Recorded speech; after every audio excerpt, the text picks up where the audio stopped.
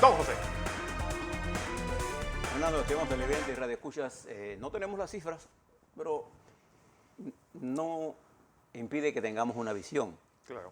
de lo que está ocurriendo aquí en la República de Panamá, porque ya el Omicron es una variable, es la variante dominante, de acuerdo a nuestros científicos y nuestros médicos. Las tendencias, recuerde que por eso usted hace curvas, ahora sí, de quinto grado, porque ello nos permite mirar en un tiempo una variable dependiente de su comportamiento en un momento. Entonces, cuando uno la proyecta, uno puede decir con bastante certeza estadística que esta variante Omicron ha producido y seguirá produciendo en los próximos días un incremento de la positividad. Aunque un día baje un poco, la tendencia es al alza. Hasta que llega un momento en que llegamos a una meseta y él cae. ¿Usted ahora qué tiene que hacer? Que es lo importante. Entender que hay una nueva dinámica del virus en Panamá. Esa dinámica del virus nos ha llevado a aumentar los niveles de casos activos, de porcentaje de positividad. Antes de ayer estábamos en 27,3%. Hace unas semanas estábamos en 2,3%. Y se debe a que este virus es altamente infeccioso. La velocidad de reproducción, pero es menos letal. Como consecuencia, menos letal y además como consecuencia produce menos afectaciones, pero no lo subestimemos, porque el volumen que está produciendo puede ser que le haga presión a nuestro sistema de salud pública, que hasta ahora ha aumentado, pero que no ha sido sobrepasado. Gracias a que hemos tenido y tenemos, Fernando, más cuidados intensivos, cuartos de cuidados intensivos, tenemos más respiradores, estamos mejor preparados, nuestros médicos están mejor preparados y sabemos cómo bregar con él y sabemos ahora mismo, hasta hoy, la dinámica de este virus. Lo que necesitamos es todos cooperar y no creernos que esto se acabó y que esto es un resfriado. No subestime nunca al enemigo. Las grandes batallas las han perdido los grandes generales por subestimar la información que le daban los cabos, los subtenientes del movimiento de operaciones de las tropas. Me recuerda cuando MacArthur estaba en Filipinas. ¿Te acuerdas que tenía información y no la quiso usar? No la quise usar. Las grandes batallas se pierden cuando usted no entiende la información o usted subestima al enemigo. El enemigo aquí en Panamá hoy es el virus. ¿Por qué el enemigo? Porque él es el que nos mantiene a nosotros en esta situación. Entonces, entendiéndolo, podemos actuar. Hoy en Panamá sigue el proceso de vacunación, tenemos vacunas, se están vacunando los niños. En el mundo se está produciendo un problema con la infectación en niños porque está influyendo en la asistencia a las escuelas. Pero la gran cantidad de infectados, como se señalaba ayer la entrevistada nuestra, está afectando la masa laboral. Hay gente que está infectada, deja de ir a trabajar. Sí, Elisa Suárez decía eso. Cuando Elisa nos está explicando esto, usted se da cuenta que si usted es empresario sabe que la gente está infectándose y deja de trabajar, pero seguimos moviendo la economía. Eso es importante. ¿Qué necesitamos? Que usted tome todas las precauciones del caso, que no subestime al enemigo y nunca subestime a la persona porque usted le ve una cara de pensador. Porque usted no sabe la fuerza que hay detrás de esa cara de pensador. Nunca subestime al enemigo. Bien, quería hablarle un poco sobre lo que hizo el gobierno ayer con respecto al caso de Minera. La primera cosa que voy a destacar es que para mí, forma y contenido es una ley. Yo creo que la propuesta que el gobierno le sometió a consideración de Minera es una propuesta bien estructurada, pero una propuesta que necesita la respuesta de la contraparte. Creo que la forma tiene dificultades innecesarias. Dicho eso, creo que sería un gran error de Minera no ir al contenido y quedarse en la forma. Pero fue un error de nosotros violentar la forma e ir al contenido. Yo no hablo de ultimátum, jamás. Yo no le doy ultimátum a nadie. La vida es continua y fluida. Nadie se baña 2 veces en la misma agua. ¿Eh? Nadie se baña. Entonces, ¿qué fue lo que presentó el gobierno? La primera cosa es que para poder entender esto, nosotros vamos a hacer un análisis de esto cuando conozcamos la reacción el lunes de Minería y el martes, miércoles y jueves tenemos todos los documentos para conversar con ustedes. Pero ahora quiero que tengan en la mente algunas cosas. Primero, entendamos la importancia de estas negociaciones. Primero, entendamos la importancia de tener acuerdos. Entendamos eso. 2, entendamos también de qué estamos hablando, porque cuando hablamos, hoy aparece una curva importante, la tengo aquí en Metro Libre.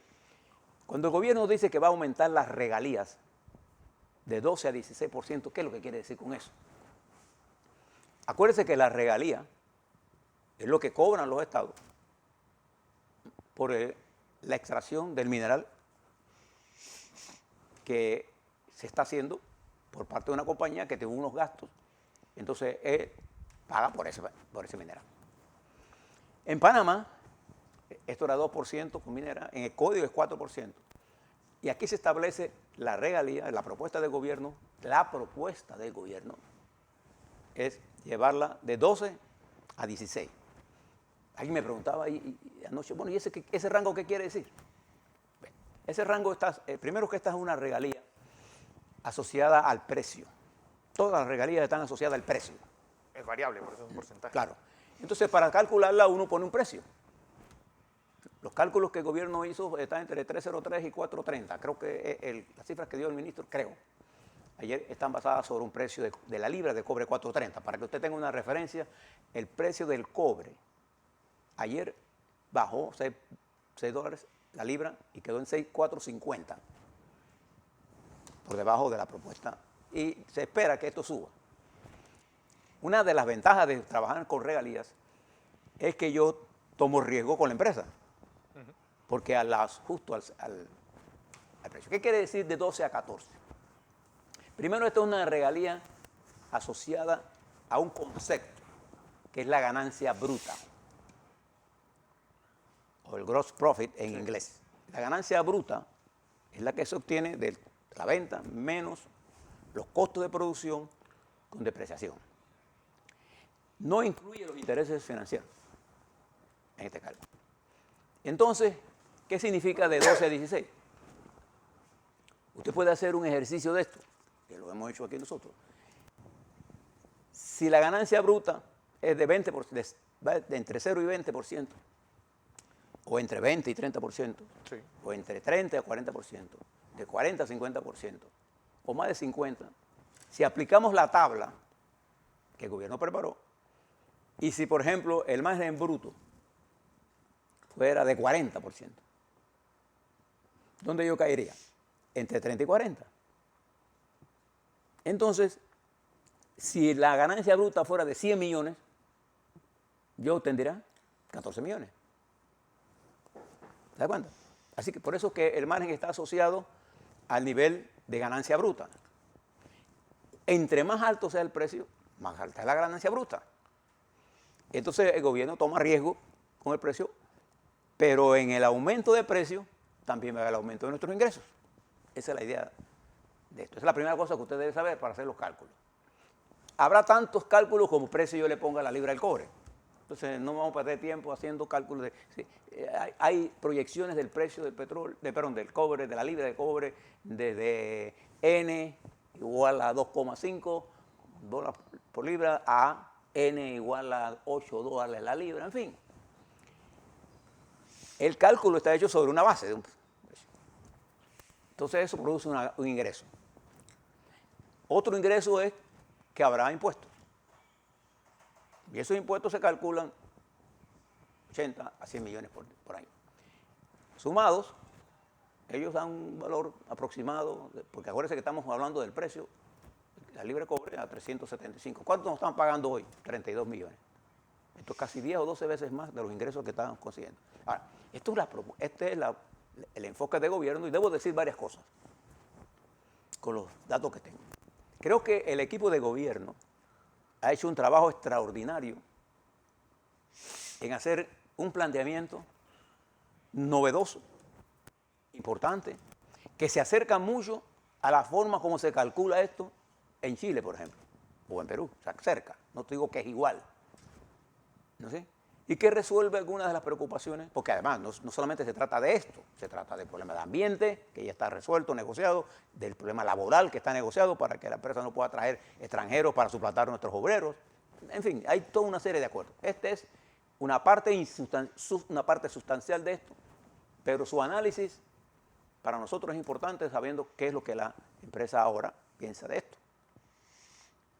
Entonces, cuando tengamos la propuesta de que el gobierno le dio una fecha de lunes, entonces nosotros, viendo todo, incluiremos los dos análisis y le presentaremos a ustedes esto, porque esto es mucho más complicado que esto que yo le estoy explicando. Por eso es importante, cuando usted está mirando la televisión, pásese un rato a Bloomberg y vea los precios de los commodities y de los minerales y se va a dar cuenta cómo va evolucionando el precio del cobre o de los minerales, del oro, molibdeno.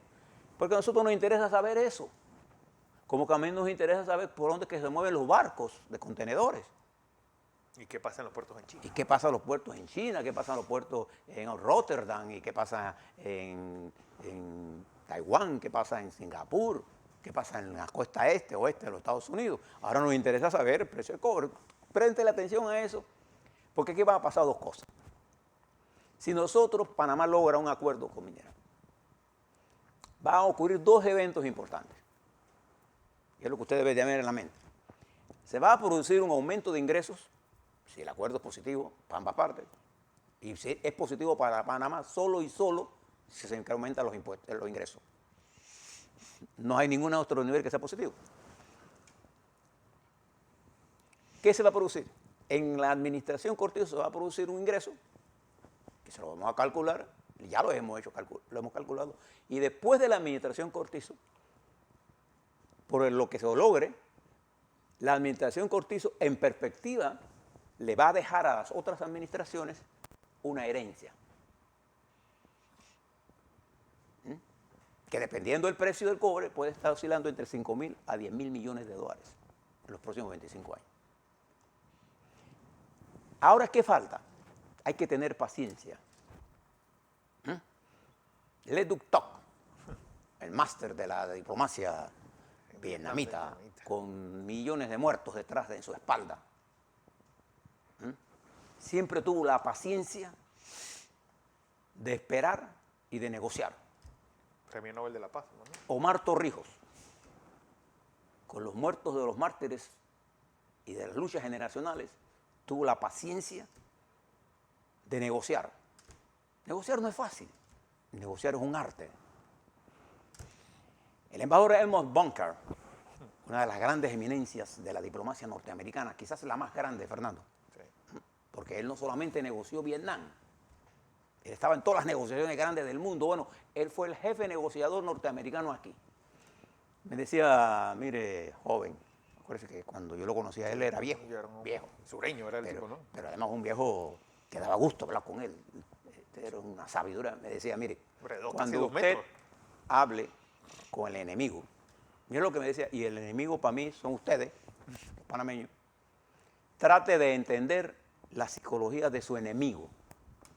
Porque al entender la psicología y necesidades de su enemigo, usted sabe el alcance de su propuesta y las capacidades de él de aceptarla o no. Entonces, nosotros tenemos que entender nuestro contrincante. El arte de la negociación, fundamentalmente, es llegar a acuerdos. Y yo me baso en la cifra, en la expresión que usó el presidente Cortizo. Ninguna negociación de este tipo se puede dar si no ganamos ambas partes. Lo demás no existe. No existe. Y claro, siempre habrá gente que tendrá opiniones sobre todo. La política, recuérdalo bien, es el arte de las posibilidades. Y el deber de los que mandan es encontrar esas posibilidades. Panamá ha hecho un gran esfuerzo, una gran propuesta. Felicito al equipo técnico que trabajó en todo esto. Discrepo de la forma. Pero como panameño, yo apuesto a lo nuestro. Apuesto a que podamos salir adelante con esta propuesta. Así es.